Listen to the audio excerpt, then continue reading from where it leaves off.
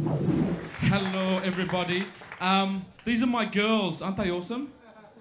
No, they're not. You'll find out why in a second. The story starts with my brother's birthday party, actually. About 6 months ago, my brother's birthday party, we're hanging out, we're chilling, we're remembering the old days of when we were kids. And it was a wicked party, dudes. And we're remembering when we were kids. And remember the Donkey Kong when we were kids? Yeah, do you remember it? And we're remembering it, and I went back home and I got on eBay and I'm like, I'm gonna get this fucking Donkey Kong, it's mine. So I find it, I buy it now, and guess what happens? 9 o'clock the next morning, motherfuckers. Yes. So we drive to like, freaking, I don't know, it's down south, somewhere in Whoopal. And we drive for like an hour and a half. We go there, we pick it up, we get the Donkey Kong, give it to my kids, they're sitting in the back seat. I'm like, there you go, dudes. Donkey Kong, you are me, go. Driving home, and they're like, my little daughter looks at it, she starts tapping the screen, not working. She puts it down, she picks it back up again.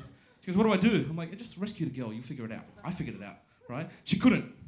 She stayed there, she put it down, she looked out the window, she's like, sunlight, game. Oh, fuck it, game, I'll try again. Right, so she kept trying.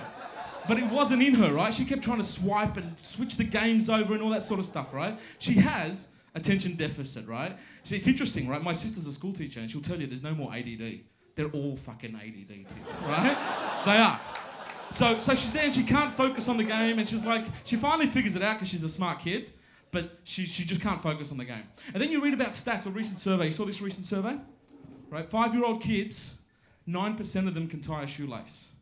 I don't know what the stats were when I was a kid, but I guarantee you it wasn't 9%, right? Amount of kids that can operate a smartphone, freaking 19%. More kids can play Angry Birds than like tie a shoelace, right? And this kind of worries me, this kind of scares me, right? I look at my kids and I'm like, seriously, dudes? You can't focus for 2 seconds, you can't tie your shoelace, but you can freaking use the mighty bird, right? And this whole falls into this concept, right? If you've heard the phrase, distracted from distraction by distraction. This is the mantra of anyone that big. I apologise, Snooki from the Jersey Shore. And then you think about what it's actually doing to them, right? This is called a writing ball, right? So Nietzsche actually was one of the first people to use a writing ball. And what he noticed when he used the writing ball, towards the latter half of his life, he actually started to go blind. And he started to use the writing ball, and he actually remarked that this thing is a thing like iron, like me. He actually started to change because of the technology that he was using. And I'm like going, fuck, man, what about my kids?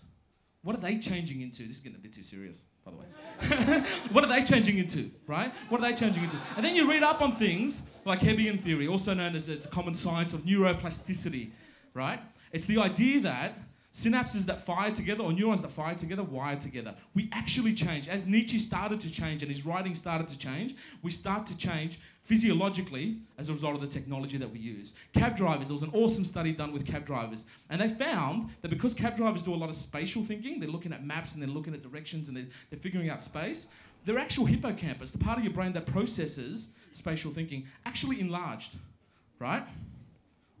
Enlarged. Right? So we've got evidence that, and by the way, Steve put a slide in my deck that's not mine. It's going to last for 5 seconds. It's coming up somewhere, and I just pre-warn you. And that might be it. That's it. Isn't that the fucking funniest picture on the internet right now?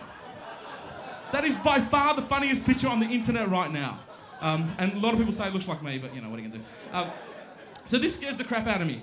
I'm scared when I think about what are the neurological changes that are happening in my kids. What are the neurological changes that are happening? Even like 20-year-olds, if you ever worked with a freaking Gen Y, right?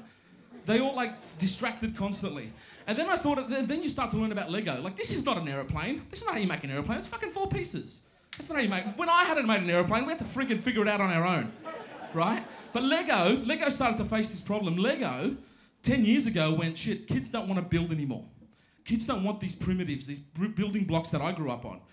So they had to figure out how to change their business because they were actually plummeting in profit, right? They were losing out. So they started to think about this new generation of kids and what it means, right? So they started licensing. They went, well, kids don't want to build primitive blocks anymore. That's the 30-something-year-olds, right? With white beards. Look at this shit. That's the 30-something. It wasn't there last week, I swear to God. They don't want to build primitive blocks. What they want, And this was the profound thing that Lego found upon a while ago, right? About 9 years ago. Is kids don't want primitive blocks anymore. They have actually changed. So Lego 10 years ago went into the business of storytelling. They said kids actually want to build stories. We're going to give them stories. We're going to give them things that they can build stories with. So the moral of the story is, get over it, dudes. They're going to take over the universe and they're going to build on top of us. We were the block builders. They're the storytellers. Who knows, right? Their kids might be the dreamers. All right, thanks, guys.